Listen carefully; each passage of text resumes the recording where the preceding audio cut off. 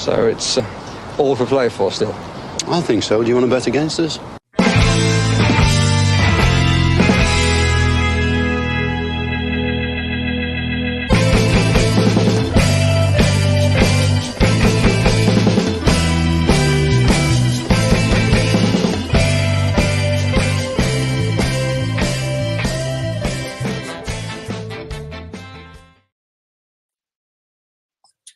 Hello, Aston Villa fans, and welcome to For the Love of Pomegranate podcast for a momentous night at Aston Villa in a European semi-final. A lot of us here, me included, the first one that I will ever see Aston Villa in a European semi-final. I would say for the majority of us here, probably the first one that any of us will remember. So really momentous night for Aston Villa Football Club, and delighted to see some of the festivities that are going on outside as well. Just see a couple of chats there asking why we don't come on earlier for European games. This is something we kind of addressed at the start of the European campaign, and just when you've got young families, I've got a young family and work and stuff like that, 6:50 is the right butt end of the time that the earliest I could get on. So we know that the team is already out, is out already, and they do come out earlier for a European game. And unfortunately, we couldn't come on a small bit earlier. But I'm going to start off with that. I'm going to pop up the team there, and we'll discuss it. To be honest with you, it's exactly as I thought the team would be.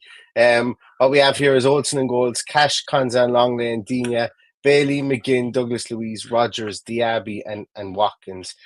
There's absolutely no surprise there for me. I thought that people like Pau Torres would be rested in this game. Sorry, just had to move a baby monitor there. I thought that people would be rested in this game. I thought Longley might come in. I thought there'd be a small bit of rotation for this one with the weekend looming. So I'm not really too surprised about the actual team that's out there. The subs surprised me a small bit more, because when we look at the subs, we've got Gauchi, we've got Wright, Diego Carlos, Pau. Zaniolo makes the bench again after training today and yesterday. Duran is in there. Young Tim, Kane Kessler, Hayden, and then we've got a trio of very, very young men in there who are going to savour tonight in Finlay Munro, Omari Kennyman, and Caden Young makes the bench for the first time. I think it's the first time this season. It's well, if it isn't the first time this season, it's a rare appearance for him this season. Obviously, someone that we looked at in pre-season, and Emery was very, very high on in pre-season as well. So great to see him there. He's a young man with lots of talent, and this will be a momentous occasion for him there tonight. And I'm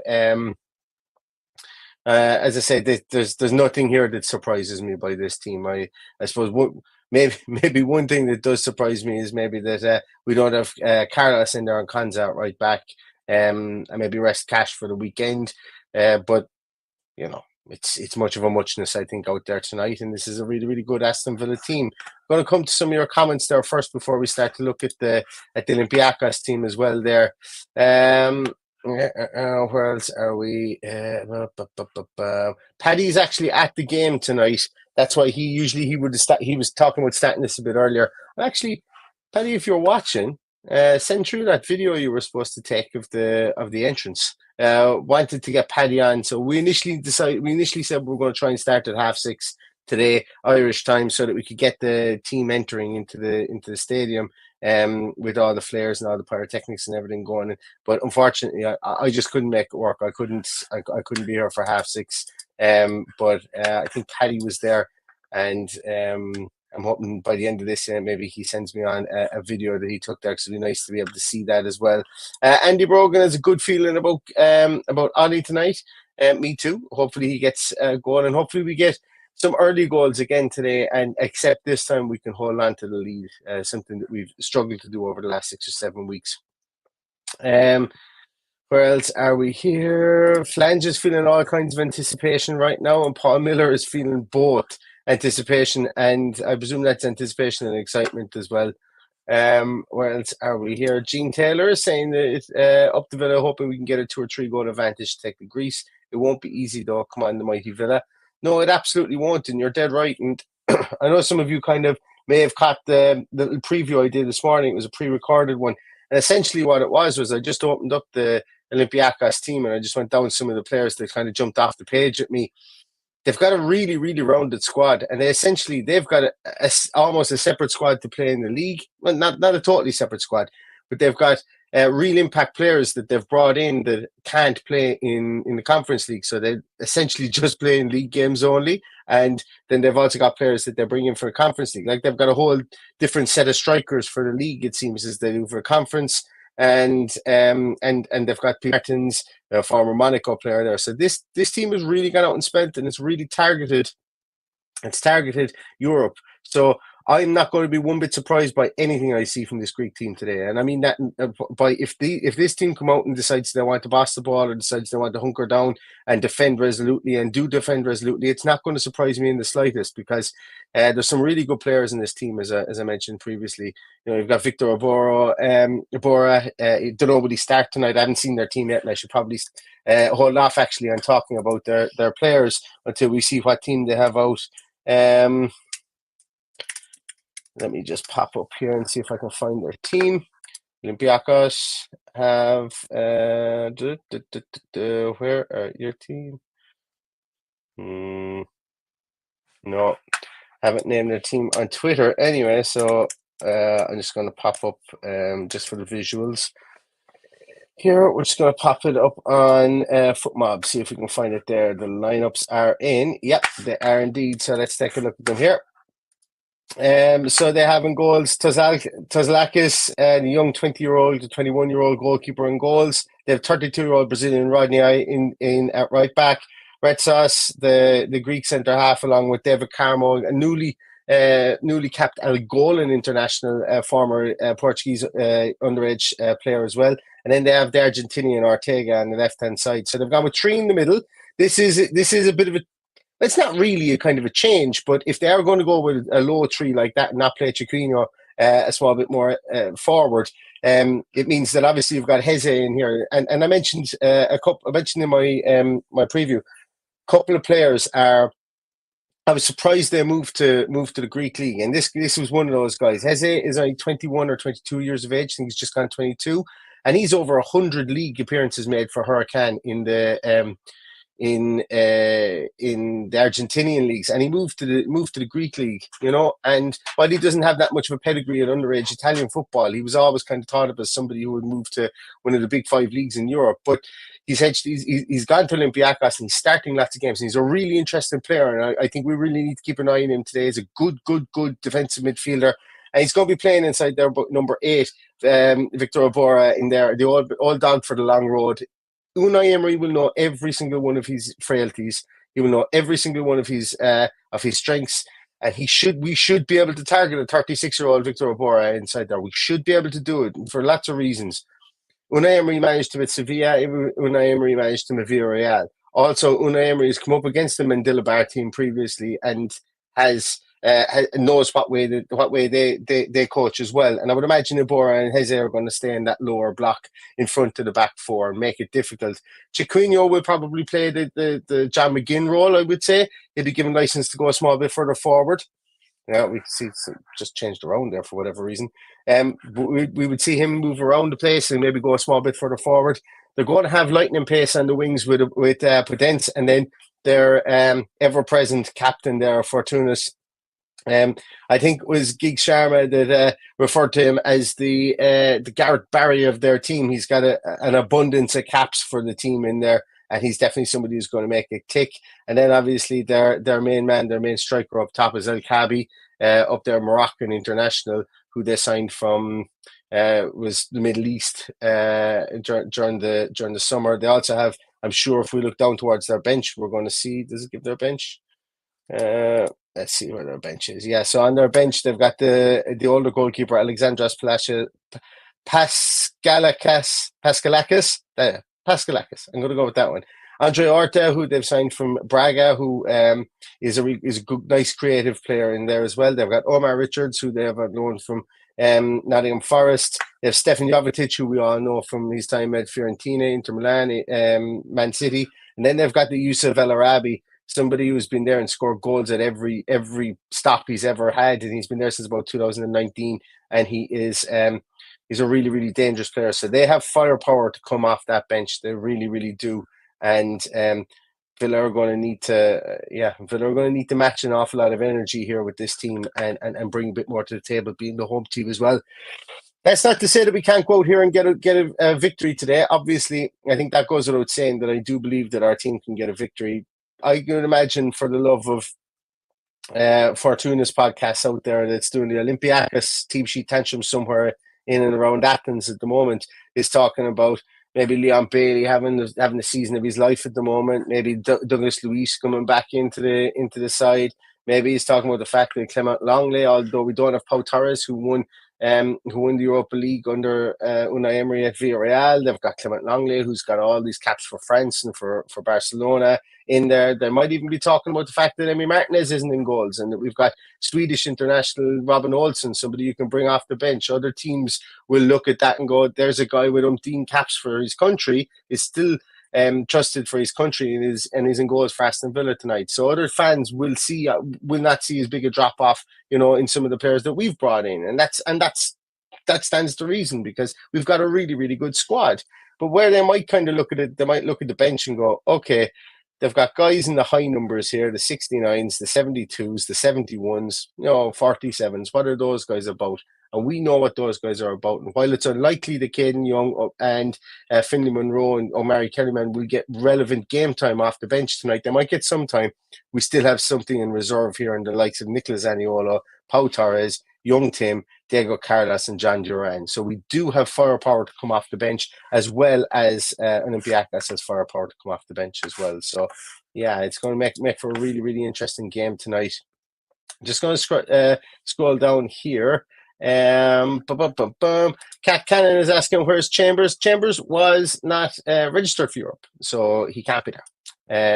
They didn't register him because, to be honest with you, kind of had one foot out the door in January, and then it didn't happen, so they couldn't re-register him again afterwards there as well. Richie Ryan is saying he's really looking forward to the battle. Should have enough tonight to bring a lead to Athens, lead to Greece. A 2-0 lead would be nice. I think any lead would be nice, to be honest with you, to bring to Athens. I think I'm of the opinion that Aston Villa have played have played one of the more hostile routes to a semi-final, and if they win this onto a final, then I can remember in a long time. We're only short of playing a Turkish team. So, you take a trip to Legia, play against Warsaw, known feisty partisan fans. You go to AZ, who essentially, remember that guy from West Ham, a West Ham fan that fought back the hordes that were coming up the stairs, so known for a small bit of a dust up. You go to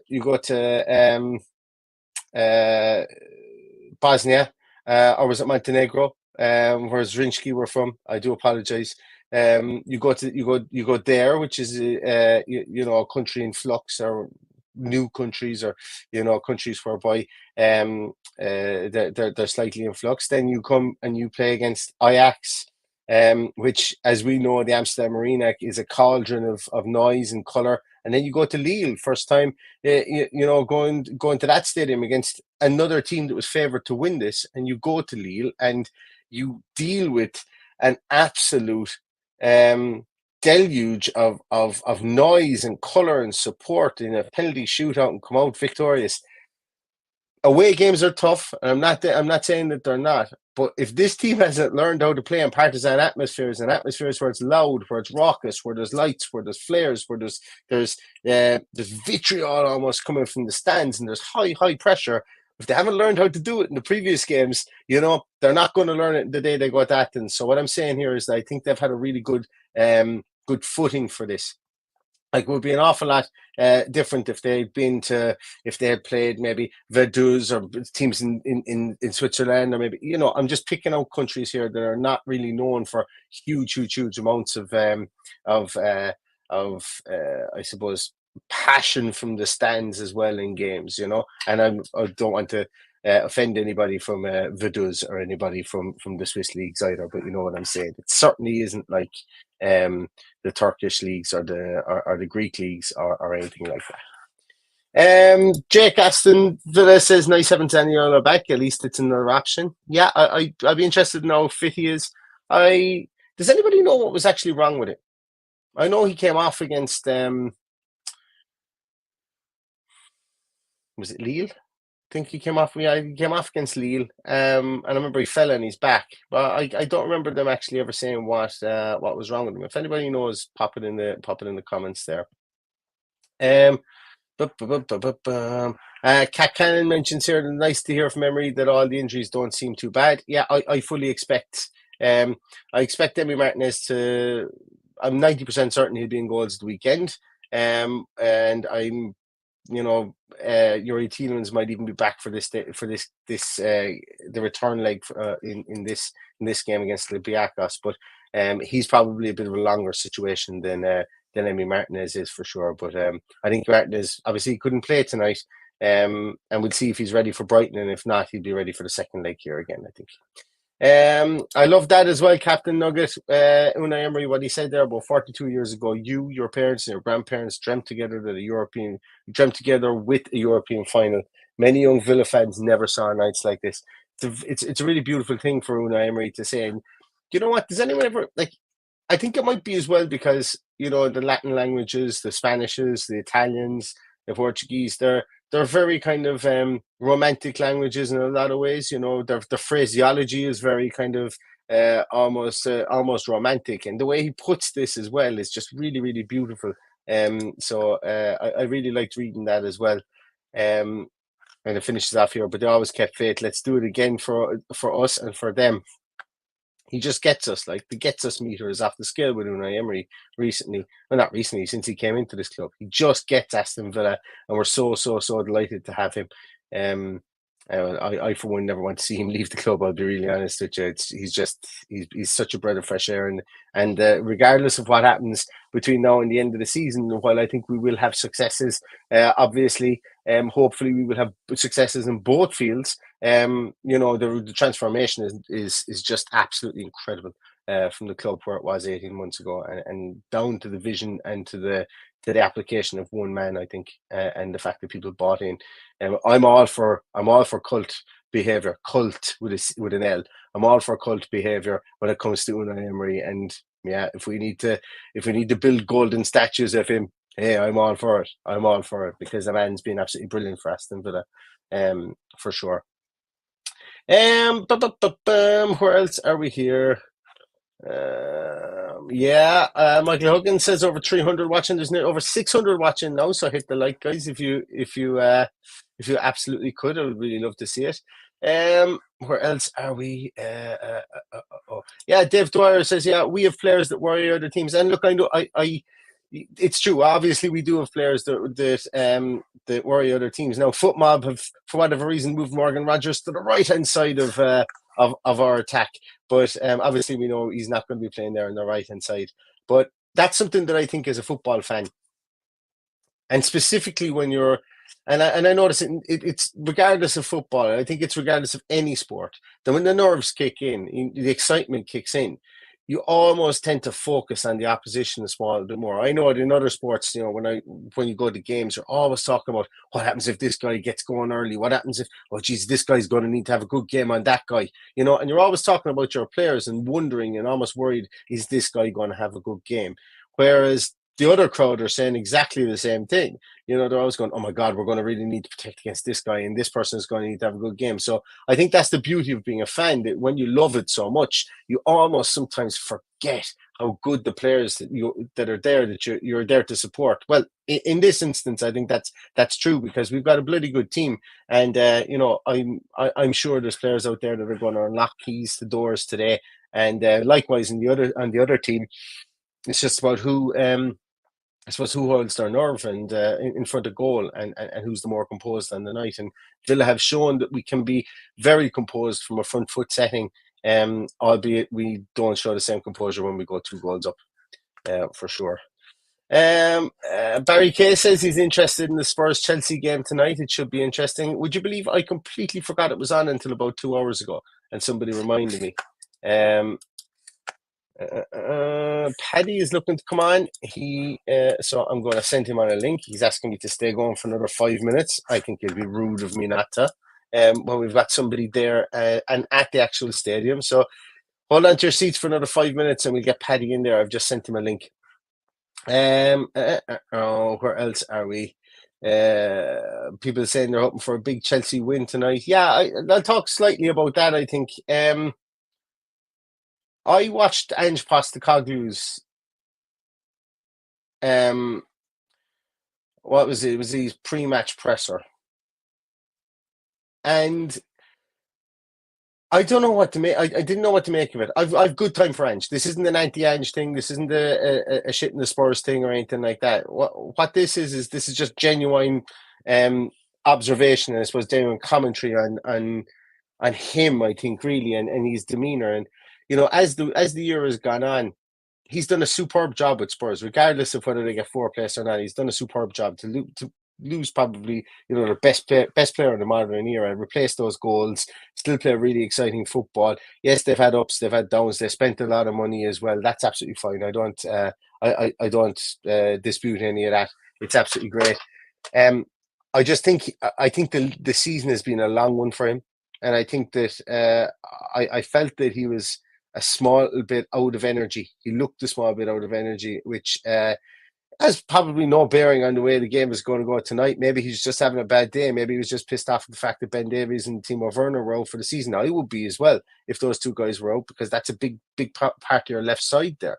That you were going to use them to replace your doggy, specifically Ben Davies, and now you can't. And you have to come up with another solution, and he will do it. He will come up with another solution. But I think the fact that they've got Sheffield United on the last day of the season, it may not count because we may have, and hopefully we will have wrapped up. We will have. Oh, sorry, I'm after getting something through here. Hopefully, we'll have wrapped up fourth place before that game comes, and it becomes kind of irrelevant. But anyway, I'm kind of waffling here about Spurs and Chelsea for a moment. Paddy's going to jump on in a moment, and But in the meantime, I'm going to try and play. Will this play? I'm going to see if I can play this. Anyone hear anything? No. These are some of the scenes from outside earlier on. I don't know, is it going to play through Streamyard because the frame rate might absolutely cannibal itself. Yeah, it doesn't look like it. Doesn't look like it's going to play. It's just frozen. But we do have somebody in a lovely bucket hat who's going to join us here. He looks like a man who's on a mission in the stadium. Paddy, how are things? How are we doing? Doing absolutely fantastic, Paddy. We've a second European semi-final, in case you haven't noticed. Well, I have noticed. The only thing I haven't noticed is I've just seen the team for the first time. Yeah, no Pau. But apart from that, it's probably exactly what I expected. And to be honest with you, I didn't even expect Pau tonight. I thought there'd be some sort of rotation there. What do you make of it?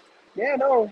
Well, look, the only tantrum is that we don't have our leader Remy Martinez, and I'd love to have him in there. But it's been an amazing day. It's been great to be out, seeing the team come in and having a crack and meeting such amazing people.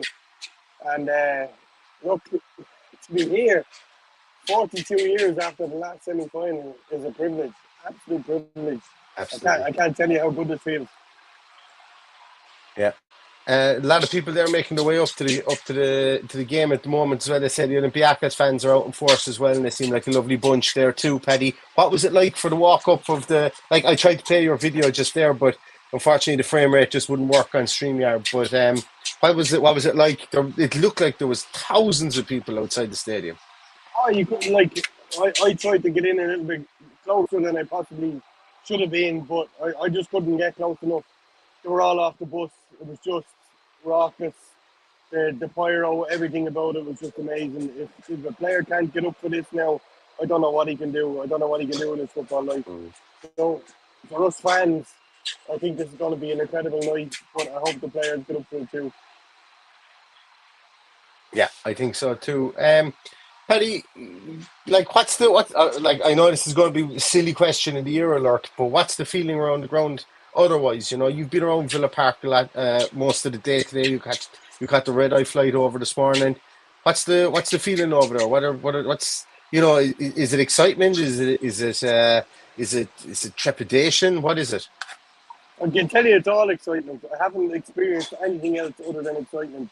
Nobody that I've come across has experienced this anywhere in their lives. Only in the last 10, 15 minutes, I met two friends of mine that were there in 1982, and they were like, "Isn't this brilliant?" And for them to look back at me with that love in their eyes that we are going to do tonight, like it doesn't matter what level you have this competition at. This is an incredible thing for us as fans, for what we've been through for the last 13 years of absolute fucking shit, to come out the other side with these great management team. Like, for people like me to get my son here on the European Cup semi-final, it doesn't matter what European Cup it is, it's fucking amazing. And everybody should be commended. Absolutely. Because the young people here really make it. Absolutely really make it. And that's what makes the whole thing more special. The young people have just got fire in their eyes, and I hope they can make it raucous today. Absolutely. I think so for sure. Also, by all accounts, the ref is supposed to be pretty decent tonight, Paddy, for a change. Like the ref over the last two games were pretty decent in the Champions League, so maybe they've saved the best for later on in the competitions.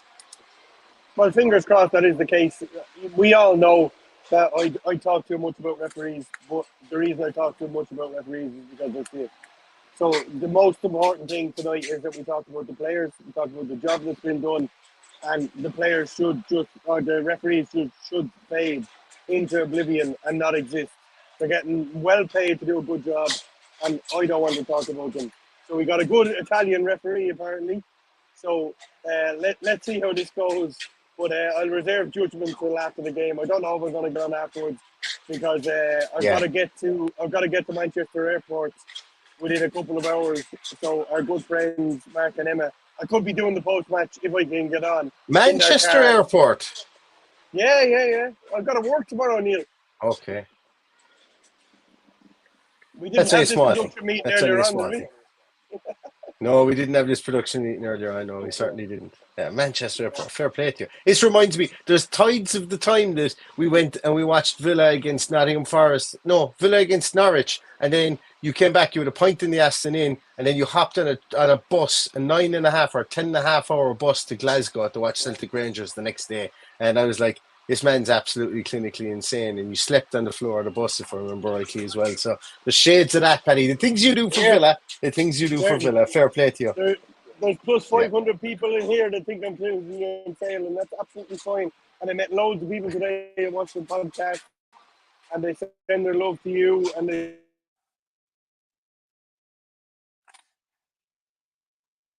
I lost him just as he was telling me that people were sending their love to me. I think I lost him. He's just, for those of you saying he's in the Jacks, he's just at the turnstiles. That's where he is. He's at the turnstiles, not at the Jacks.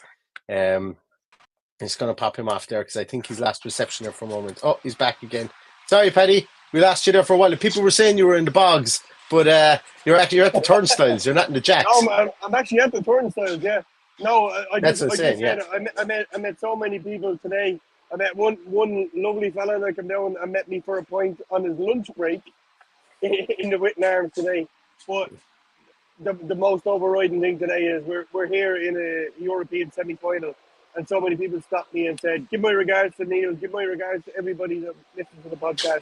And I'd like to pass that on, and I hope everybody has a fucking great night, because these things don't come around too often, and we're blessed to be here. No, absolutely. Paddy, you have a pint in your hand and you've chips on that ledge as well. I saw them there a second ago when you were moving around your camera. So I'm going to let you drink that and eat that and soak up the atmosphere. And if you can get on afterwards, absolutely do. But listen, celebrate if we win, because as you say, these days don't come around too often.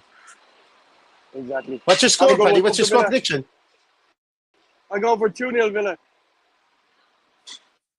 2-0 Villa. Excellent. You heard it here first. Mind yourself. Absolutely. Take those chips up to Stephen. Good luck. Excellent. It's great to have Paddy there. As I say, a man who, I'll be honest with you, spends probably 23 to 24 hours a day thinking about Aston Villa, and it's great to see him over there with his son. And it was so funny, actually, because on the Saturday after we did our live podcast. Actually, sorry, on the Friday night, Paddy was like, "No, I'm done. I'm going to Brighton away. That's it. That's the last game I'll get to go to. I'll go to the Conference League final if we get there." And then he woke up after the live podcast we did, and about 3 or 4 points in on the Saturday, Mark and Emma Wood came over, and he didn't take too much convincing, should I say, or persuasion to book a flight and book a hotel for the semi-final. I can tell you that much. So fair play to him. I knew he was always going to go to this game, but yeah, it's great to see him over there. And as I say, hopefully we get him on again afterwards as well. Do you guys want to start popping your scores in the comments there? And we'll do a little bit of a roundup of them. I'll give you my overarching thoughts, I suppose, just before we finish. Villa are going to have to be more... I'm not going to say clued in up top. I'm not going to say they're going to need to be more mentally resilient, but they're going to need to be more mentally resilient today. We can't have another Chelsea 2-0 up to draw 2-2 situation and almost lose the game. We just like that has to be our last one now for the season, I think, regardless. Until we've sewn up what we need to sew up, that kind of has to be, the concentration levels have to be that unattainable 110%. They really do. And I think the team, that this isn't me giving out anything because everybody's entitled to a slip or two. Plus, this, as I've said before, this team isn't fully formed. This team is far ahead of where they probably should be, given that they've been expedited over 18 months. And that's a good thing. That's not me using, that's not small dog syndrome or anything like that. I think it's just the truth, really. But I think they're going to be good enough tonight. And I think Paddy's 2-0. I'm going to go with 3-1. I'm going to go with 3-1. I like this Olympiacos team, and I wouldn't be surprised if they do score. But I think I'm going to go with 3-1 for whatever reason. But we'll see. We'll see. It's not about being right. It's about Aston Villa winning. That's what my saying for these always is. And we're going to kick off here with David Dwyer, who says 1-0 win. It was enough in 82 and any win will do. Absolutely. Jason O'Brien is going with 3-0. Brendan Miller is going with 2-0 Villa. Junior is going with 2-0 Villa. 6-1 is British Mick.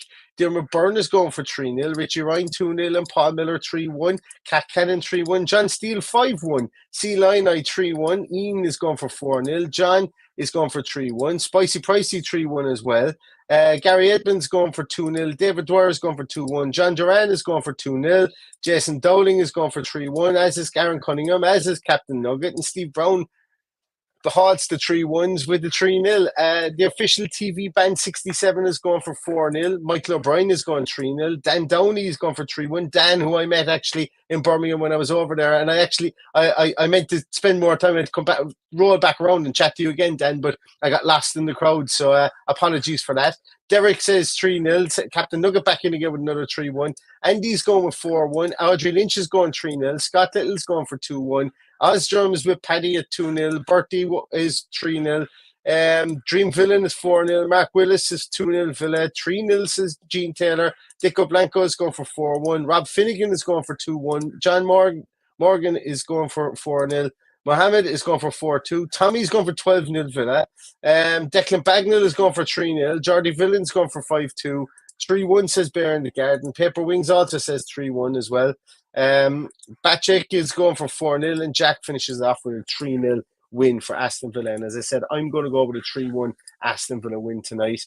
I'll be honest, I didn't think I'd get 15 minutes out of this team sheet tantrum when I was here on my own, but we've gotten over 33, nearly 34 minutes, and we've had the ones of 700 people here watching. For those of you who watch this on Twitter, if you could do us a huge favor, and look, this isn't mandatory or anything, obviously, but if you have a YouTube account, if you could just go in and click on subscribe, costs you nothing to do, just boosts us in the YouTube algorithms as well. We're on our way to 8,000 subs. We've got about 7,500 at the moment. I'm trying to get to about 8,000 before the start of the next season, and then onwards to 10,000 then. At 10,000 then we can relax about finding new subscribers because, I think there's something about double digits that really that really is the brass ring that we can try and catch. But look, as I say, that's a long way away. Thank you so much to everybody who watches, regardless of what platform you watch, and thank you so much to everybody who listens as well on Spotify. That's absolutely huge. If you don't listen on Spotify or you don't listen on Apple Music, even if you go in there and click on the subscribe button there as well, once again, costs you nothing to do, just does us a bit of a solid as well there. So that's the kind of the the sales pitch out of the way for that piece. I don't like. I feel awful awkward doing it, but as I say, it just gives us a little bit of a bump there as well. And the more the merrier with regards to these team sheet tantrums, because I've enjoyed chatting to every single one of you guys since Aston Villa have been going on this absolutely fantastic run with Unai Emery, and even before that as well, before they did with Unai Emery. So thank you so much, everybody, for your time. I will be back on the stroke of full-time with a full-time podcast, and hopefully we'll be discussing a brilliant Aston Villa win. But until then, everybody, get yourself in front of the TV. It's a majestic night, European semi-final in Villa Park. Drink it in, and we'll see you again after the game. Stay safe, stay healthy, and all that's left to say is up to Villa.